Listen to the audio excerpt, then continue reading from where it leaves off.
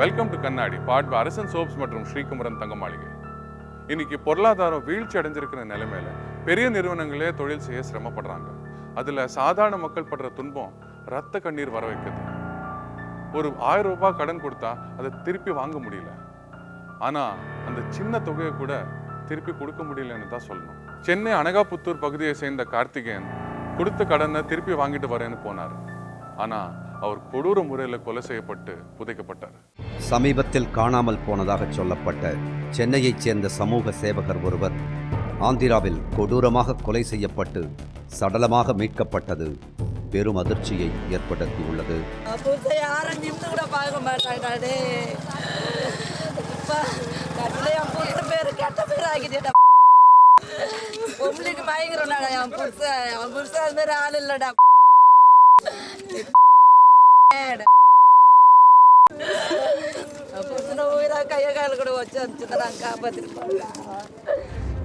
கொலை செய்யப்பட்ட அந்த சமூக சேவகர் யார்? அவரை கொலை செய்தவர்கள் யார்? எதற்காக இந்த கொலை நடந்தது என உண்மைகளை கண்டறிய நமது கண்ணாடி குழு நேரடியாக சம்பவம் நடந்த ஆந்திர மாநிலத்திற்கே புறப்பட்டது.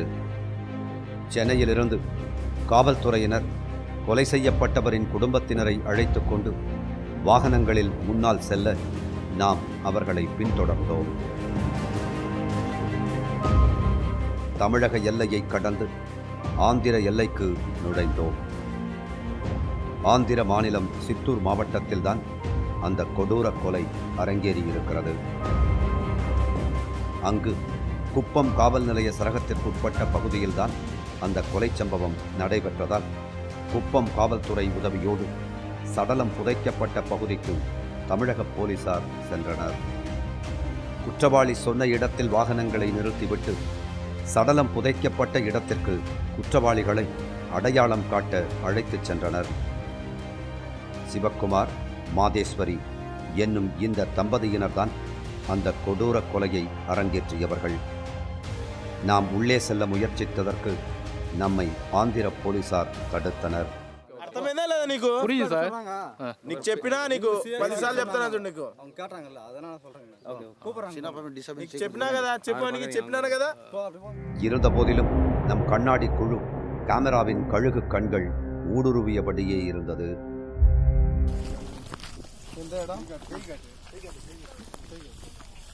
இங்க வா. கொல்லின்னு தெரியும். தமிழ்ல சொல்லுங்க. பச்சாடி தானே நீங்க? தமிழ்ல சொல்லுங்க. எடுத்து நீட்டா பேசுங்க. தமிழ்ல சொல்லுங்க, சும்மா சொல்லுங்க. எந்த இடம் அது? யார் யாரு?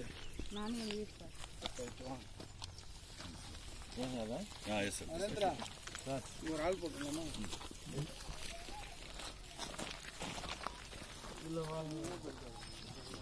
கொலை செய்யப்பட்டவரின் குடும்பம் கண்ணீரும் கம்பலையுமாக நின்றது. கொலை செய்து புதைத்த இடத்தை சிவக்குமாரும் அவரது மனைவி மாதேஸ்வரியும் அடையாளம் காட்டிய பின்பு கொலை நடந்த வீட்டிற்கு அவர்களை அழைத்துச் செல்ல ஆயத்தமாகினர்.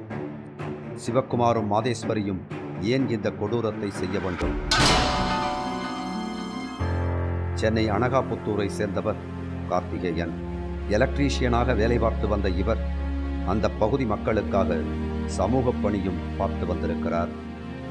சுமார் 6 மாதங்களுக்கு முன்பு அந்த பகுதி கோவிலுக்கு தர்மகர்த்தாவாகவும் நியமிக்கப்பட்டிருக்கிறார் கார்த்திகேயன். எங்கள் வீட்டுக்கார் வந்து ஃபஸ்ட்டு எலக்ட்ரிஷியன் வேலை செஞ்சிருந்தார் சார். அதுக்கப்புறம் வந்து இந்த பிடிஓ ஆஃபீஸில் வந்து இந்த கவர்மெண்ட் காசு, கல்யாண நிதி உதவி, 2 பெண் குழந்தைங்க காசு அதெல்லாம் வாங்கி கொடுக்க சோசியல் சர்வீஸில் மாதிரி இருந்தார். அதுக்கப்புறம் இங்கே நாட்டாமக்கார பதவியெல்லாம் கொடுத்தாங்க. ஃபுல் பொறுப்பும் கோவில் பொறுப்பு எல்லாமே அவர்கிட்ட தான் ஒப்படைச்சிட்டாங்க. கார்த்திகேயன் கடந்த 20 ஆண்டுகளுக்கு முன்பு தேவி என்பவரை காதலித்து கரம் பிடித்திருக்கிறார். இவர்களுக்கு 2 மகள்கள், 1 மகன் என வாழ்க்கை மகிழ்ச்சியாகவே இருந்திருக்கிறது கடந்த மாதம் 18ஆம் தேதி வரை. ஆம், கடந்த மாதம் 18ஆம் தேதி கொடுத்த கடனை திருப்பி வாங்க ஆந்திரா சென்றவர் கடைசி வரை வீடு திரும்பவே இல்லை. நானும் அவங்களாம் எல்லாம் ஒன்றா சின்ன வயசுலேருந்து ஃப்ரெண்டு. அவன் வந்து அதான் ரோட்டில் நின்றுட்டு இருக்கோம். நாங்கள் எல்லாம் ஒன்றா எப்போ ரோட்டில் நின்று பேசிகிட்டு இருப்போம். பேசிகிட்டு இருக்கும்போது எங்கடா போகிறேன்னு நான் வெளியே போயிட்டு வந்துடுறேன் அப்படின்னு சொல்லிட்டு போகிறான். என்னைக்குன்னா 18ஆம் தேதி காலையில் ஒரு 12:30 மணி போல். அன்றைக்கி தான் நான் லாஸ்ட்டாக பார்த்தது. சடலம் புதைக்கப்பட்ட இடத்திலிருந்து சிவக்குமாரையும் அவரது மனைவியையும் கொலை செய்த அவர்களது வீட்டிற்கு போலீசார் அழைத்து வந்தனர். கொலை என்ற செய்தியை கேட்டதும் ஊரே திரண்டு நின்றது வேடிக்கை பார்க்க. நாங்கள் இதே ஒருத்தர் இன்னுமே எப்பவுமே வராதவங்க இப்போல்லாம் வந்துன்னு இருக்கீங்க அப்படின்னு கேட்டோம்.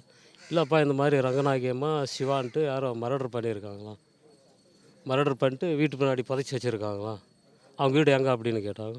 சார் அந்த மாதிரிலாம் இன்னுமே கிடையாதுன்னா சார் இந்த மாதிரி ஷாக் ஆகிற மாதிரி சொல்கிறீங்களா அப்படின்ட்டு கேட்டோம். இல்லைப்பா இந்த மாதிரி தான் இருக்கேன் நடங்க போகலாம் அப்படின்ட்டு கூப்பிட்டு வந்தாங்க. இங்கே கூப்பிட்டு வந்துட்டு பின்னாடி உள்ளே யாருமே இல்லை, யாரும் போலீஸ் யாரும் வரல, யாருமே வரல, வெறும் ரிப்போர்ட்டர் மட்டும் தான் வந்தாங்க.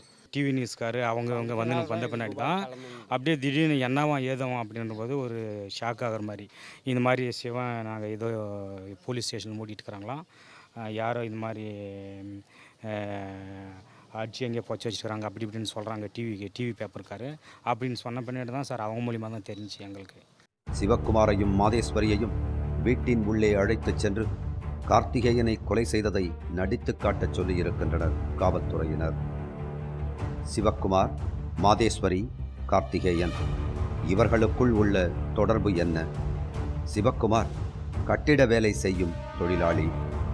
இவர் பெங்களூரு, சென்னை என பல ஊர்களுக்கும் சென்று கட்டிட வேலை பார்ப்பவர். கடின உழைப்பாளியான சிவக்குமார் மிகவும் அமைதியானவர் என்றும் அவர் வீட்டிற்கு வந்து போவது கூட தெரியாது என்கின்றனர் ஆந்திராவில் உள்ளவர்கள். நார்மலாக வந்துட்டு இங்கே இருக்க மாட்டாங்க, வருவாங்க, சாப்பிடுவாங்க, கோயிலுக்கிட்டு போயிடுவாங்க, திரும்பி நைட்டு 10 மணிக்கு 11 மணிக்கு வீட்டில் வந்து படுத்துக்குவாங்க. இது மட்டும் தான் தெரியும். ஆனால் பையன் அந்த மாதிரி பையன் கிடையாது. அவன் அவங்க சொன்ன பின்னாடி தான் இப்போ ஸ்டேஷனில் இருக்கான்னு தெரியும், இந்த மாதிரி சென்னை போலீஸ்கார் வராங்கன்றதும் தெரியும். ஊரே ரொம்ப சைலண்டாக இருந்த ஊர் ரொம்ப பரபரப்பாயிடுச்சு. சிவக்குமாரின் தம்பி அருண் என்பவர் அவரது மனைவியோடு சென்னை அனகாபுத்தூரில் வசித்து வந்திருக்கிறார். அருண் வீட்டிற்கு வந்து போகும்போது கார்த்திகேயன் குடும்பத்தோடு சிவக்குமார் குடும்பத்துக்கு பழக்கம் ஏற்பட்டிருக்கிறது. அந்த பழக்கம் நாளடைவில் பணம் கொடுக்கல் வாங்கல் அளவிற்கு வளர்ந்திருக்கிறது. அவங்க தாய் மாமாலாம் இங்கே தான் இருக்காங்க, அவங்க மூலிமா இங்கே வேலை தேடின்னு வந்தாங்க. இப்போ நாங்கள் ஃபைனான்ஸ் கொடுக்குறன்றதுனால எங்ககிட்ட ஃபைனான்ஸ்லாம் வாங்குவாங்க, அது மூலிமா பழக்கமாச்சு. அவன் மூலிமா அவங்க அண்ணன் வர ஆரம்பித்தான் காசு கேட்குறதுக்கு.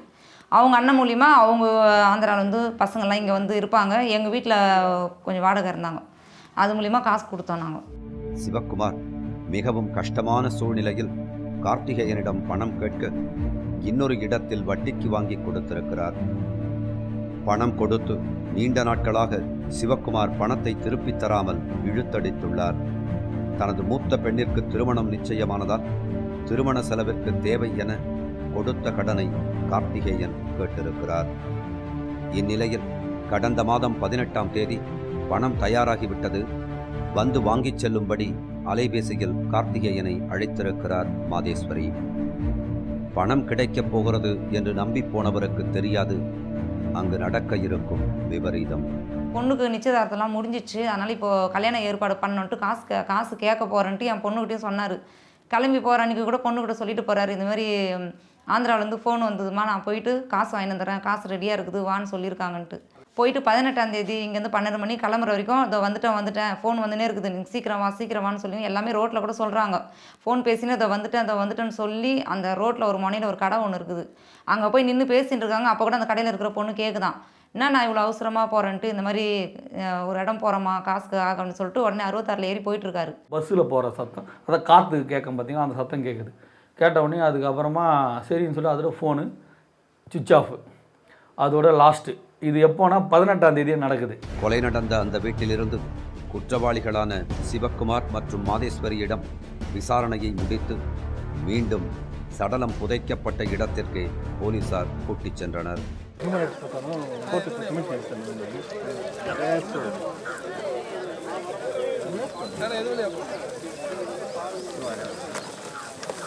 அங்கு ஆம்புலன்ஸ் வரவழைக்கப்பட்டிருந்தது. உடற்கூராய்வு செய்ய தடயவியல் மருத்துவரும் வரவழைக்கப்பட்டிருந்தார். சடலத்தை தோண்டி எடுக்கும் பணி தொடங்கியது.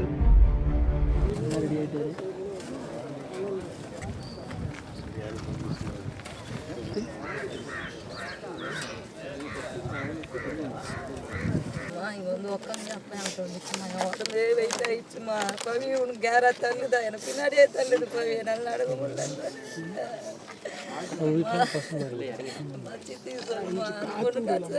அங்கேயே உடற்கூராய்வும் செய்யப்பட்டது.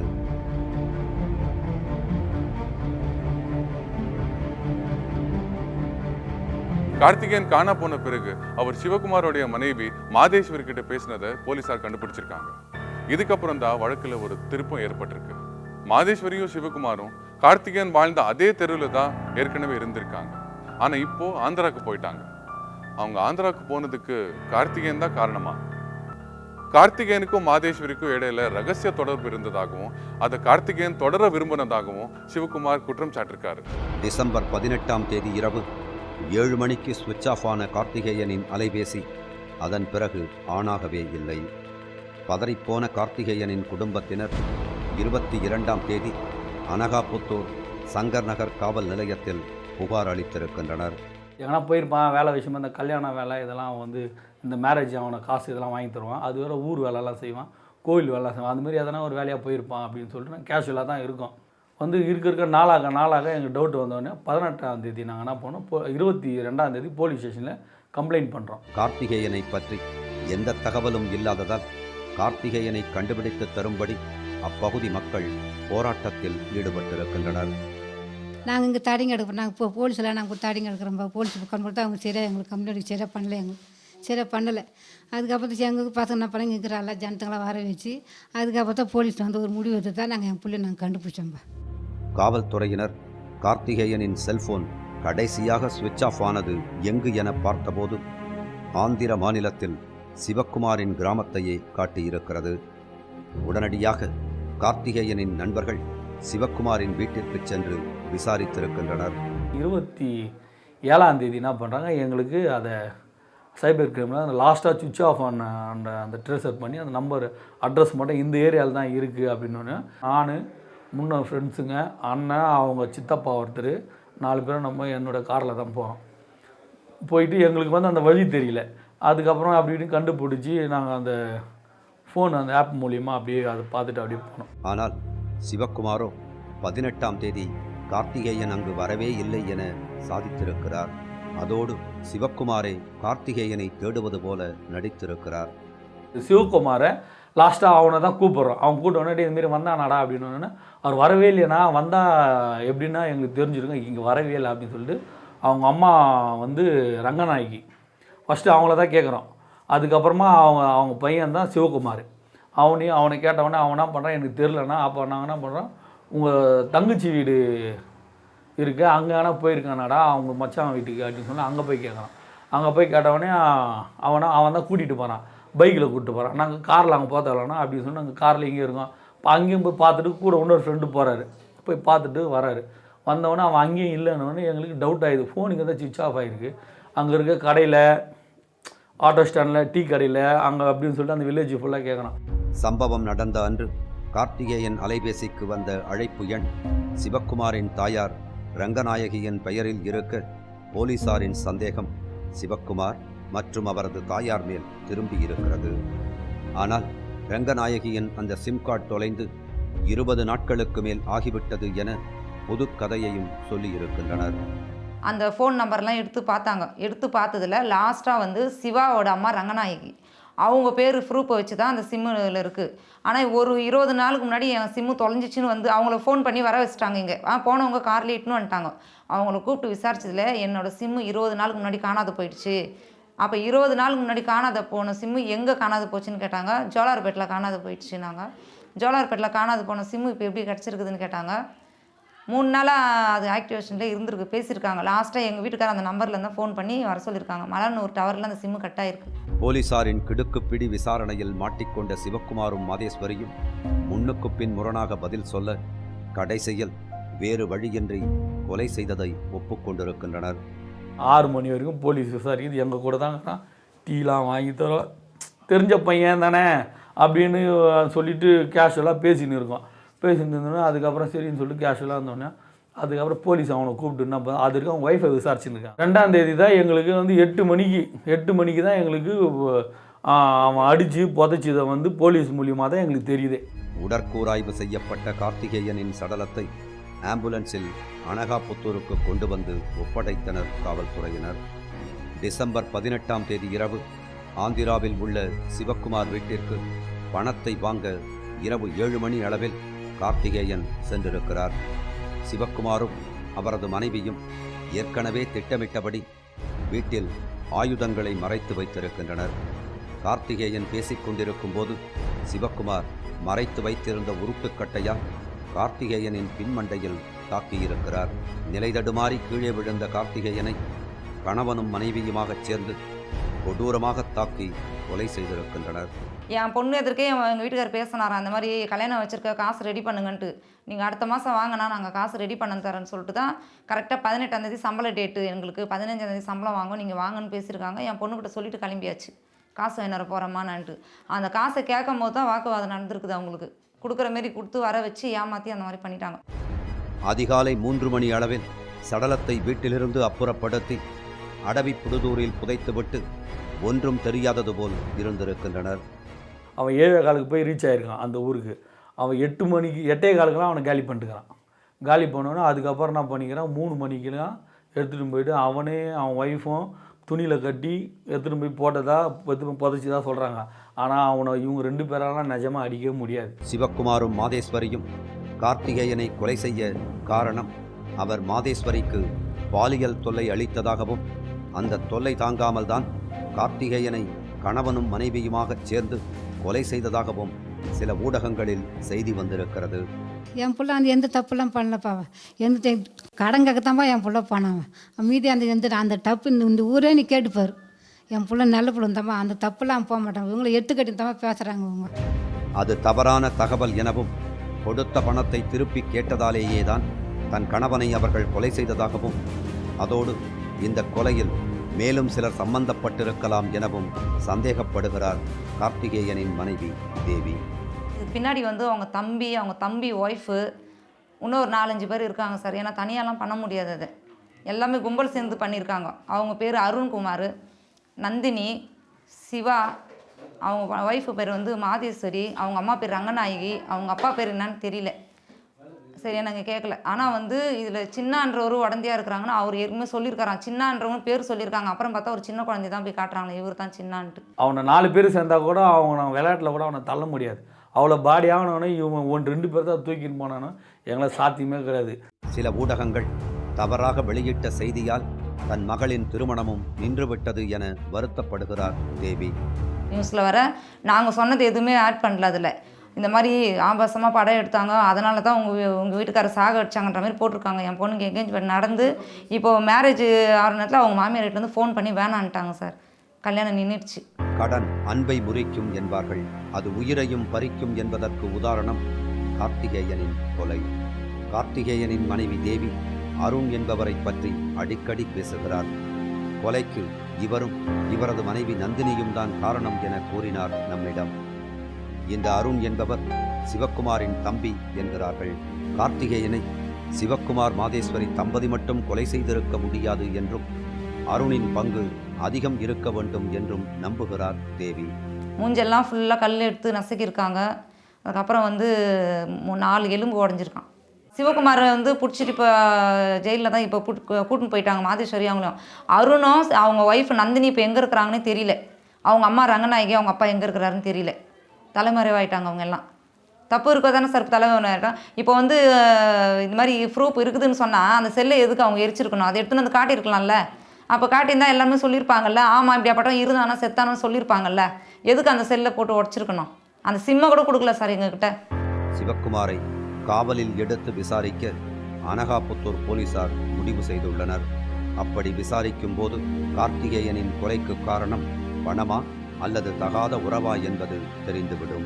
இன்னைக்கு புதுசா ஒரு பெண்ணோட நட்பு வச்சுக்கிறதுக்கு பணம் கொடுக்கல் வாங்குதல் ஒரு ஈஸியான வழியா இருக்கு. பணம் கொடுத்துட்டு ஒரு பெண்ணை வழிக்கு கொண்டு வந்துடலாம் அப்படிங்கிற ஒரு எண்ணமும், ஒரு ஆண் கிட்ட இருந்து பணத்தை வாங்கி ஏமாத்திடலாம் அப்படிங்கிற ஒரு எண்ணமும் நிறைய பேரோட மனசுல இருக்கு. பொருளாதாரம் வீழும்போது இந்த எண்ணம் இன்னும் அதிகரிக்க தான் செய்யும். மீண்டும் நாளை சந்திப்போம். இது கண்ணாடி பவர்ட் பை அரசன் சோப்ஸ் மற்றும் ஸ்ரீகுமரன் தங்கமாளி.